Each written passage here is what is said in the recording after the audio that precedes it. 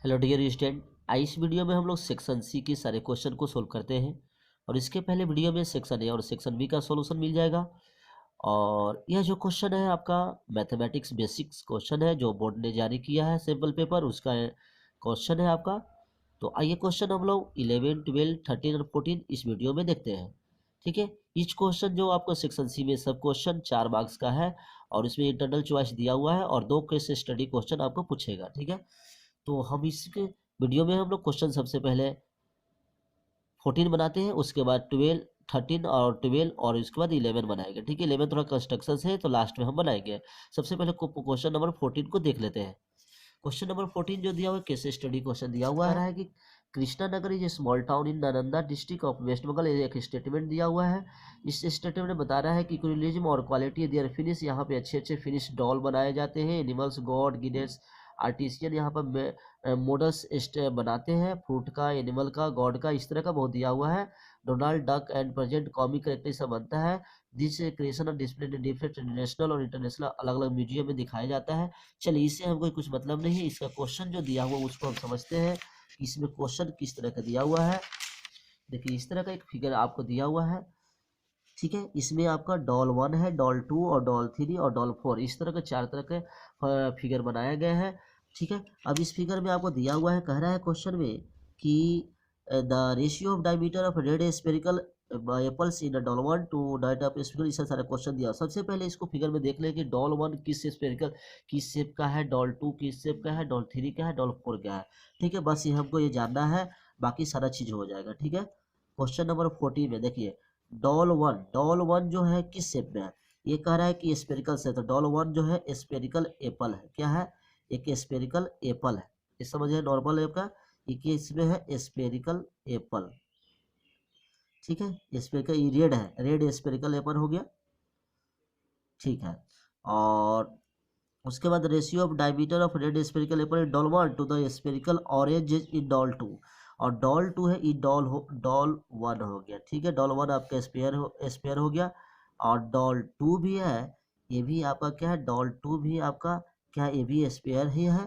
ठीक है, ये भी आपका स्पेयर है, स्पेरिकल ये ऑरेंज है, ऑरेंज का बनाया गया है। ठीक है, डॉल 3 जो है, देखिए डॉल 3 में कह रहा है कि डॉल 3 बेल doll of the blue colour है सिलेंडर, इसमें दो मोड पार्ट है, एक नीचे से सिलेंडर है और ऊपर से क्या है, ऊपर से आपका एक स्फीयर है। ठीक है, इस तरह का एक स्फीयर रखा गया है, समझ रहे हैं, इस तरह का आपका रखा गया है, इस तरह का रखा गया है आपका। एक नीचे सिलेंडर है, ऊपर ऊपर से क्या है, एक स्पेयर है। ओके, लिख रहा है कि the bell doll of blue colour है cylinder body and spherical head है। और डॉल 4 है, ये डॉल 3 हो गया, डॉल 3 हो गया, और डॉल 4 है, डॉल 4 आपका सिंपल एक सिलेंडर है, लिख रहा है कि एक सिलेंडर है। ठीक है, ये है। तो ये 4 आपको अगर समझ में आ गया कि कौन सा फिगर क्या है, तो आपको आसानी से बन जाएगा। ठीक है, तो यहाँ पे स्पेरिकल है, एक स्पेरिकल एक सिलेंडर के ऊपर स्पेयर है, और एक सिंपल डॉल 4 क्या है, एक आपका सिलेंडर है। ठीक है, चलिए अब यहाँ पर गिवन में क्या दिया हुआ है, देखिए गिवन में आपको दिया हुआ है, मान लेते हैं कि स्पेयर है, ये देखिए दिया ratio of diameter of red spherical, मान लेते हैं इसका रेडियस कितना है, तो R1 रेडियस किसका है, R1 हो गया डॉल 1 का, किसका, डॉल 1 का रेडियस हो गया। ठीक है, और R2 क्या हो गया, डॉल डॉल 2 का रेडियस। ठीक है, ये दोनों का रेडियस हम मान लिए। तो यहाँ क्वेश्चन में दिया हुआ है, इसमें आपका डायमीटर का रेशियो, मतलब D1:D2 इक्वल टू क्या दिया हुआ है, ये 2:3 है। तो D1 को करेंगे तो 2R1:2, R2 इक्वल टू 2:3। तो जो डायमीटर का रेशियो हो जाएगा वही रेडियस का रेशियो हो जाएगा। तो R1:R2 इक्वल टू कितना हो गया, 2:3 हो गया। ठीक है, समझ रहे हैं। चलिए, अब हमको इसमें क्वेश्चन ये हो गया।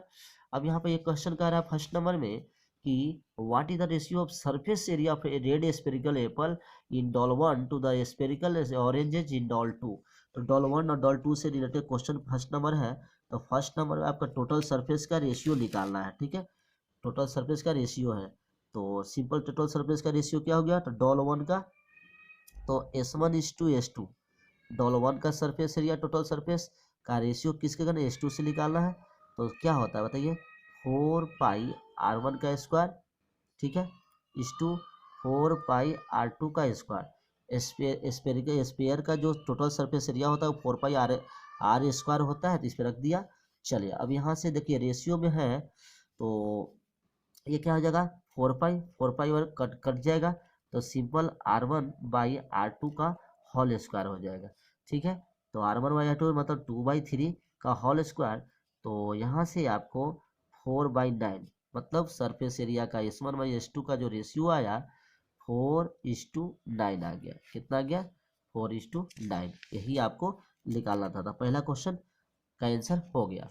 ठीक है, चलिए सेकंड नंबर में इसी में क्वेश्चन क्या कर रहा था, सेकंड नंबर जो क्वेश्चन है वो डॉल 3 का रहा कि if blue doll of doll 3, ये डॉल 3 जो है, ठीक है, melted and its clay use to make the cylindrical drum बना दिया गया डॉल 4। ये डॉल 4 मतलब इससे इसको इसको क्या करके इसको मेल्ट करके डॉल 4 बना दिया गया। तो जब भी कोई चीज मेल्ट किया जाता है तो उसका वॉल्यूम कांस्टेंट होता है। तो इसमें दो गो इसमें फिगर है, एक आपका सिलेंडर है एक स्फीयर है। तो दोनों का जो वॉल्यूम होगा बराबर किसके वॉल्यूम होगा, ये सिलेंडर का वॉल्यूम के बराबर होगा। तो देखिए इसमें सिलेंडर और क्या दिया हुआ आपका, आपको दिया हुआ है if the radius of drum, ये जो ड्रम है ये ड्रम है, इसका रेडियस ऑलरेडी ड्रम 3 सेंटीमीटर आपका रेडियस का दिया 3 सेंटीमीटर दिया हुआ है। तो फाइंड हाइट ऑफ, इसका हाइट निकालना है। तो मान इसका हाइट कितना एच है। ठीक है, और इसमें आपको दिया हुआ है ऑलरेडी क्वेश्चन में ही दिया हुआ था कि देखिए यहाँ पे the spherical head touches the cylindrical body, the radius of the both spherical head and the cylindrical body is 3। इसका रेडियस कितना है, इसमें आपका ये रेडियस 3 है, तो इसका भी क्या होगा, रेडियस 3 हो जाएगा। और the height of the cylindrical body, ये सिलेंड्रिकल बॉडी का हाइट कितना दिया, यहाँ से यहाँ 8 सेंटीमीटर दिया हुआ है। समझ रहे हैं, 8 सेंटीमीटर आपका हाइट दिया हुआ है, तो सब चीज तो दिया हुआ ही है। ठीक है, तो आप क्या करेंगे, सिंपल लिख देंगे। तो लिखेंगे यहाँ पे volume of doll 3 equal to volume of क्या हो गया, डॉल 4। ठीक है, ये हो जाएगा।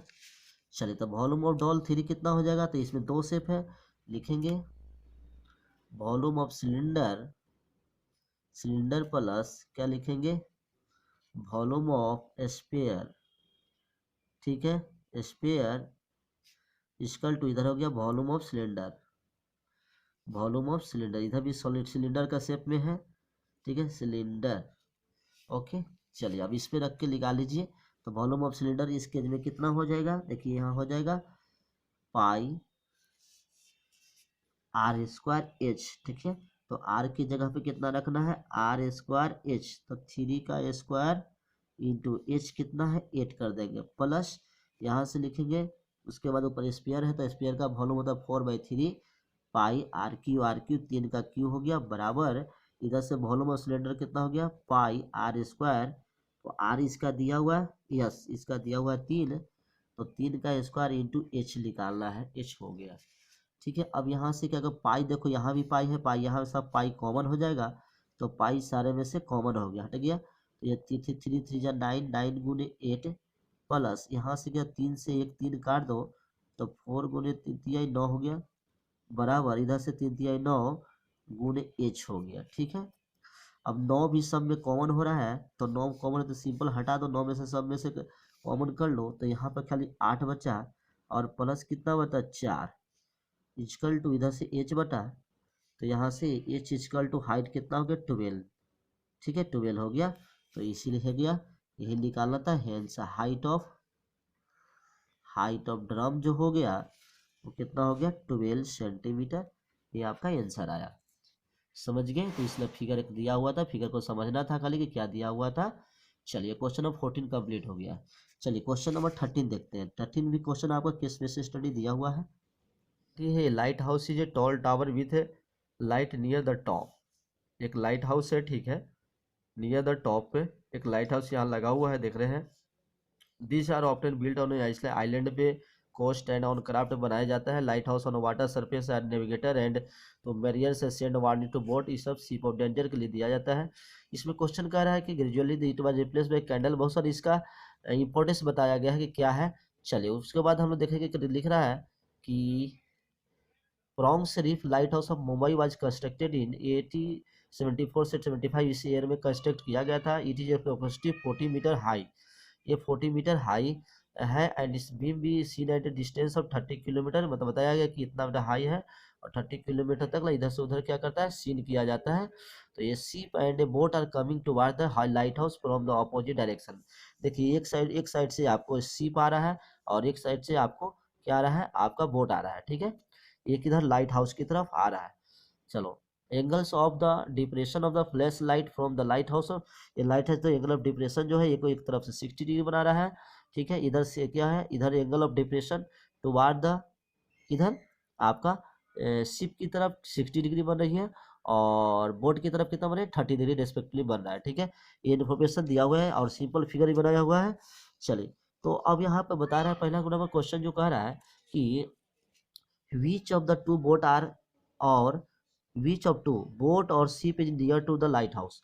लाइट हाउस जो ए और ए बी जो लाइट हाउस दिखाई दे रहा है, इससे नज़दीक कौन होगा, तो क्लियरली जिसका एंगल ऑफ डिप्रेशन ज़्यादा होगा वो क्या होगा, आपका नज़दीक में होगा। तो पहला के आंसर क्या लिख देंगे, पहला के आंसर लिख देंगे।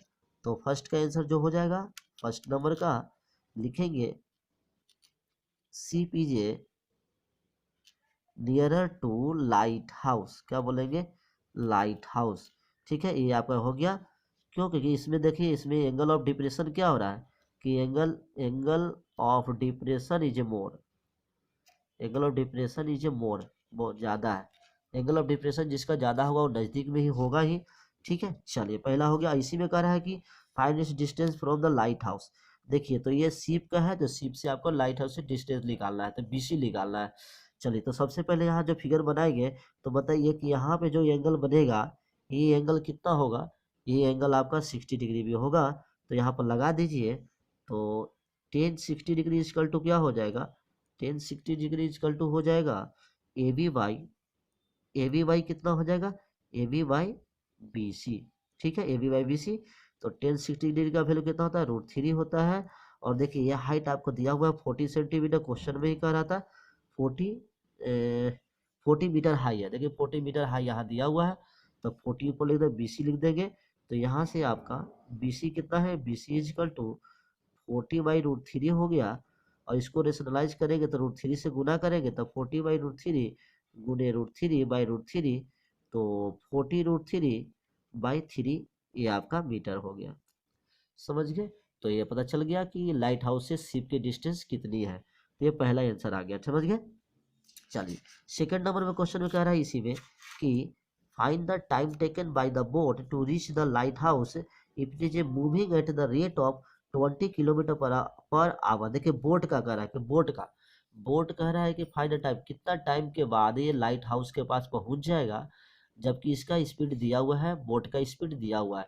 तो स्पीड दिया हुआ है और आपको डिस्टेंस पहले डीवी निकालना है। तो देखिए, इस क्वेश्चन में यहाँ जो 30 डिग्री एंगल ऑफ डिप्रेशन है, तो यहाँ भी आपको क्या होगा, 30 डिग्री हो जाएगा। तो चलिए, सबसे पहले इस ट्रायंगल में चलेंगे, कौन सा, एबीडी में। तो in triangle A B D में चलिएगा।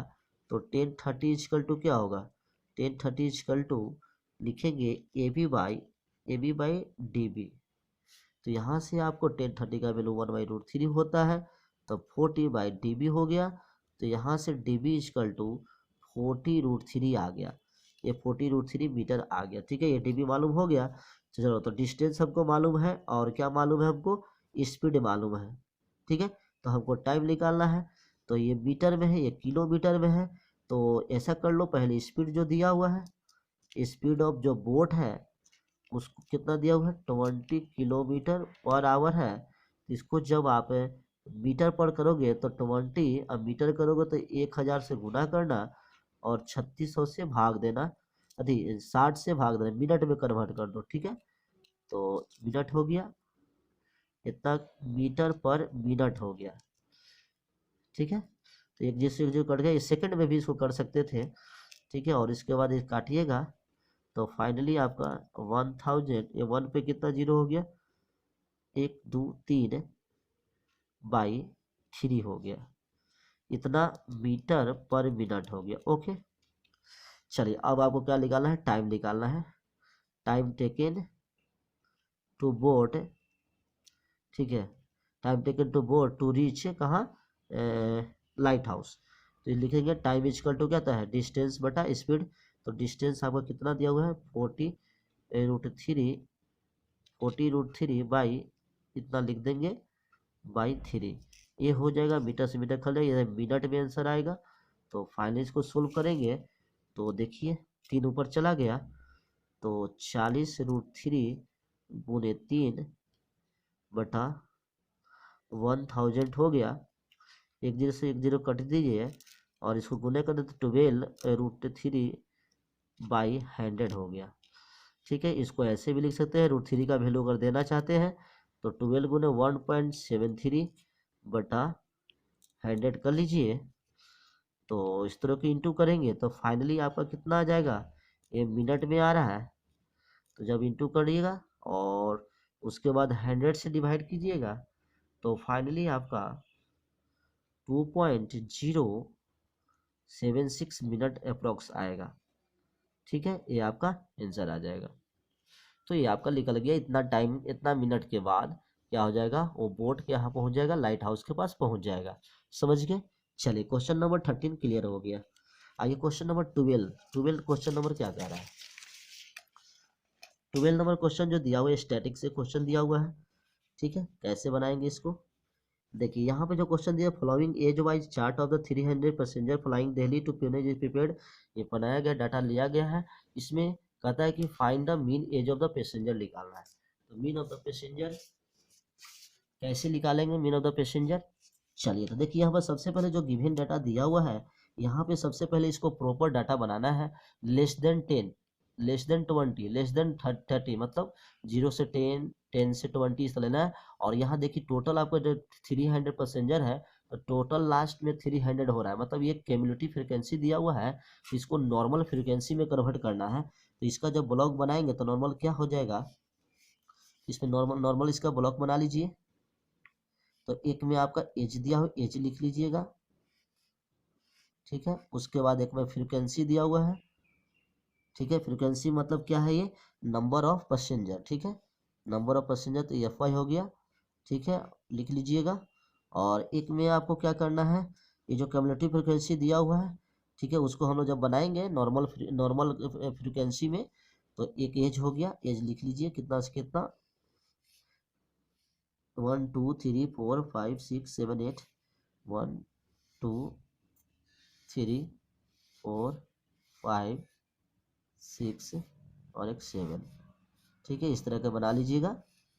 चलिए यहाँ लिख लीजिए लेस देन 10, मतलब 0 से 10 लीजिएगा, 10 से 20, 20 से 30, 30 से 40, 40 से 50, 50 से 60 और 60 से 70 और 70 to 80, इस तरह के बना लेंगे। समझ गए। चलिए उसके बाद आपको क्या करना है, इसको फ्रीक्वेंसी मतलब कि ये नंबर ऑफ पैसेंजर दिया हुआ है, ये क्यूमुलेटिव फ्रीक्वेंसी दिया, तो नॉर्मल फ्रीक्वेंसी कैसे बनाएंगे। देखिए पहला का वही 14 ही 40 रहेगा। दूसरा में क्या करेंगे, पीछे वाला में से घटाते जाएंगे। तो 44 में से 14 घटाएंगे तो कितना हो जाएगा, तो हो जाएगा वो 30। ठीक है, 30 हो गया। उसके बाद अब 82 में से कितना घटाएंगे, ये सारे पीछे वाला को हो उसको घटा देंगे। ठीक है, तो 82 में से कितना घटेगा आपका, 82 में से 44 को घटाइएगा, 82 में से 44 को घटाइएगा तो कितना आ गया 38 आ गया। उसी तरह 134 में 82 को घटाइएगा, ठीक है, तो कितना हो जाएगा 52 हो जाएगा। ठीक है, उसी तरह 245 में 184 को आगे वाला से पीछे वाला घटाते जाइएगा, आपको निकलते चल जाएगा। 245 में 184 घटाएंगे तो कितना हो जाएगा 61 हो जाएगा। ठीक है, उसके बाद 287 में 245 घटाएंगे तो कितना हो जाएगा 42 हो जाएगा।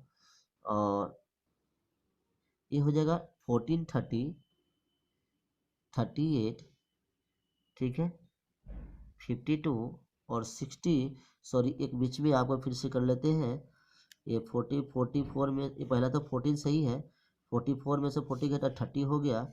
82 में से 44 घटाएंगे तो 38 आ गया। फिर इसमें से इसको घटाएंगे तो 52 आ गया। और फिर इसमें से घटाएंगे तो 60 होगा, सॉरी 60 हो गया। उसके बाद 61 होगा। ठीक है, इसमें से घटाए 61 हो जाएगा। उसके बाद 42 होगा, उसके बाद आपका 13 होगा। ठीक है, इस तरह के आप पहले निकाल लीजिएगा। ओके, उसके बाद चलते हैं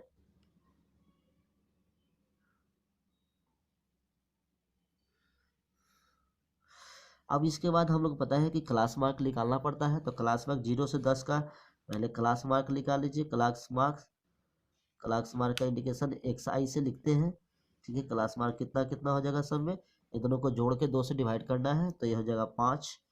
उसके बाद 10, ठीक है, सॉरी 10 और 20 कितना 30 होता है तो 15 हो जाएगा, और 15 25 हो जाएगा, ये 35 हो गया, और ये 45 हो गया, 55 हो गया, 45 और 110 है ना, तो 45 के बाद आपका 55 हो जाएगा, 55 और 10 65 हो जाएगा, और 65 और यहाँ से 75 हो जाएगा।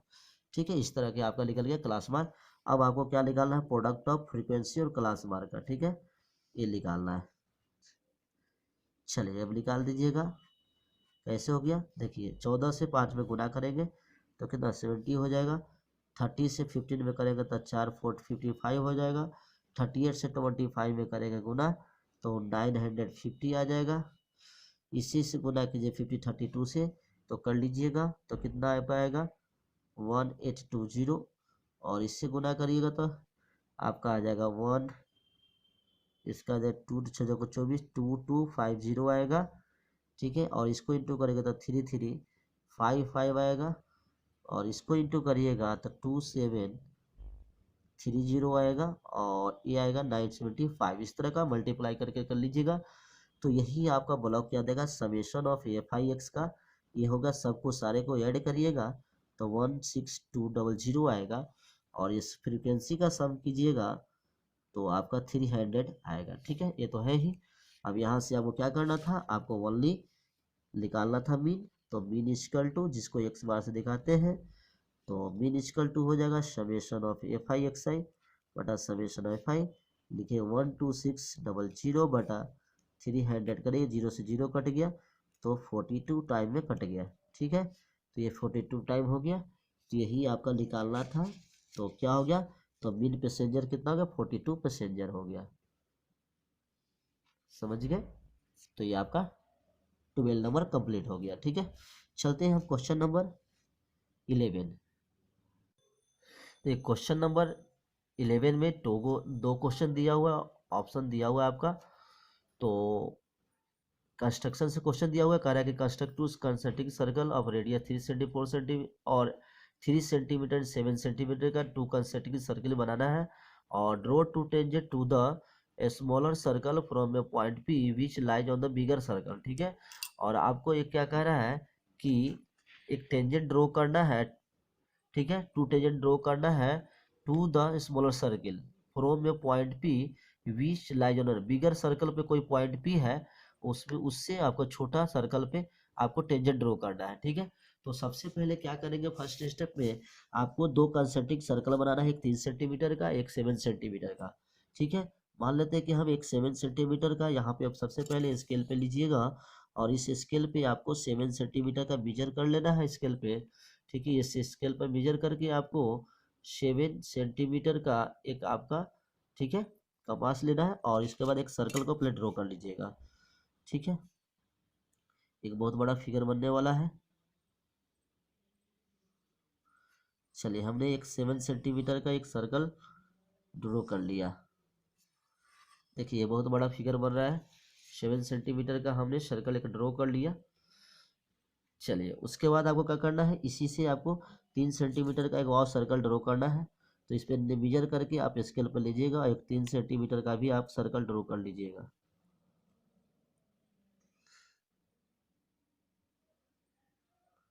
ठीक है, ये 3 सेंटीमीटर का लेकर सर्कल यहाँ पर ले लिया, और एक और सर्कल को हमने ड्रॉ कर लिया।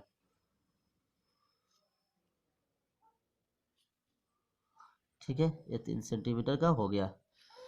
ठीक है, समझ रहे हैं।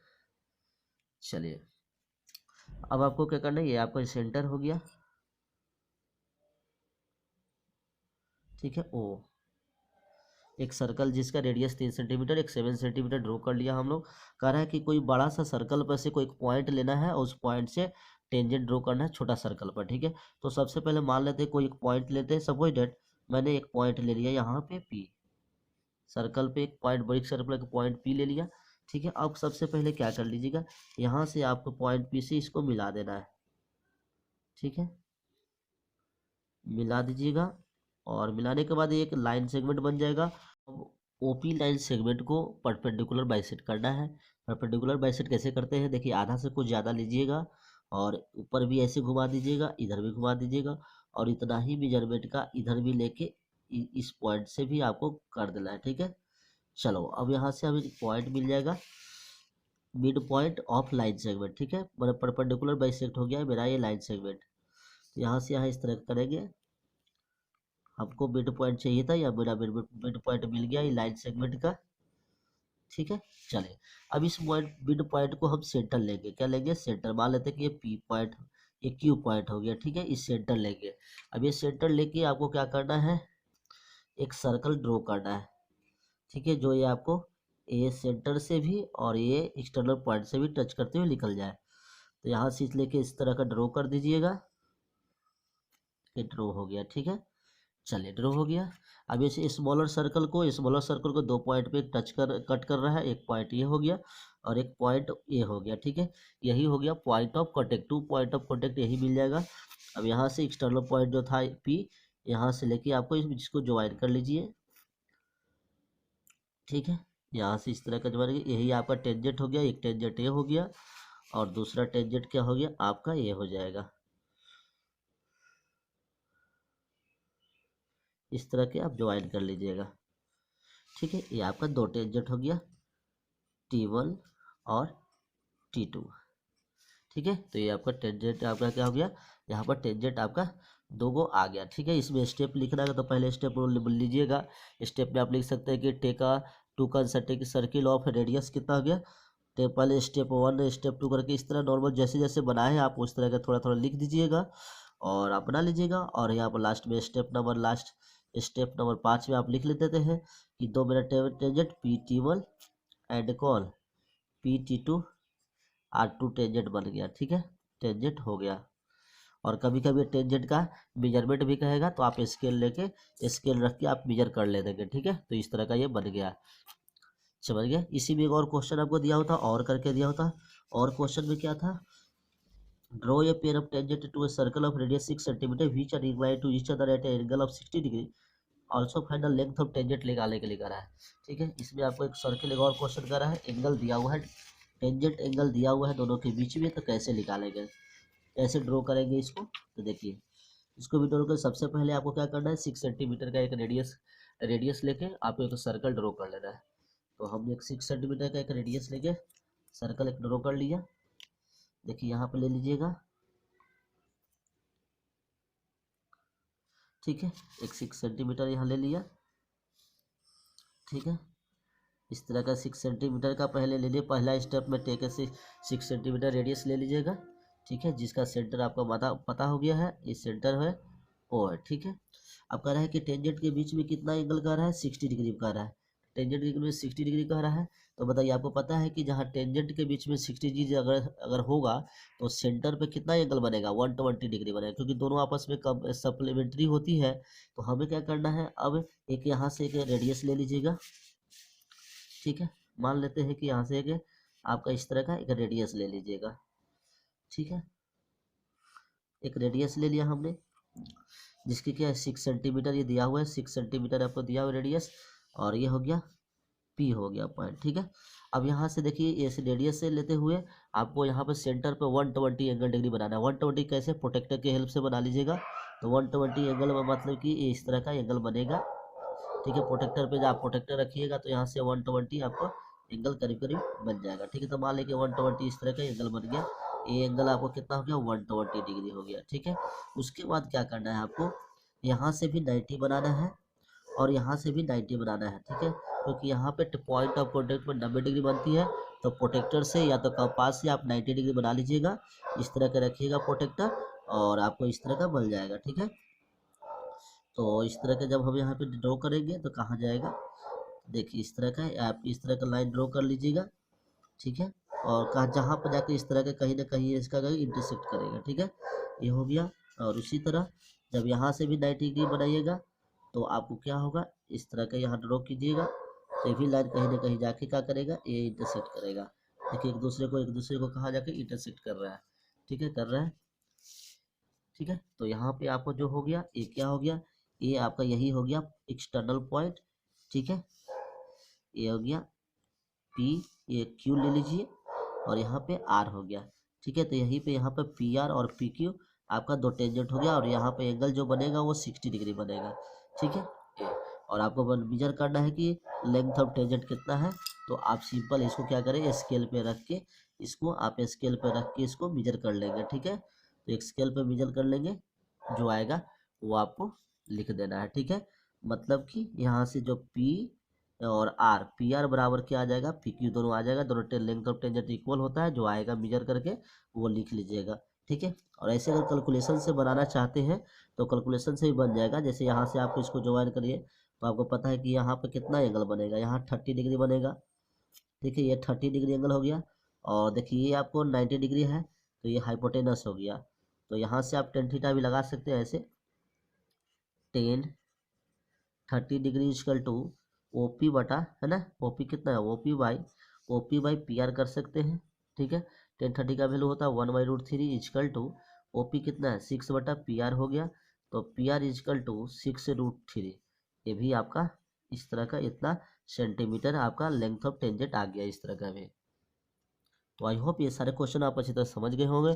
और इस वीडियो में हम लोग सेक्शन सी का टोटल क्वेश्चन डीपली में पढ़ें और बहुत सिंपल में लैंग्वेज में हम लोग पढ़ें। और प्लीज़ हमारे चैनल पे आपको ये वीडियो बेनिफिशियल लगा होगा तो हमारे चैनल को लाइक और सब्सक्राइब कीजिए, और इसी तरह बेनिफिशियल वीडियो देखने के लिए हमारे चैनल पे बने रहें। Thank you.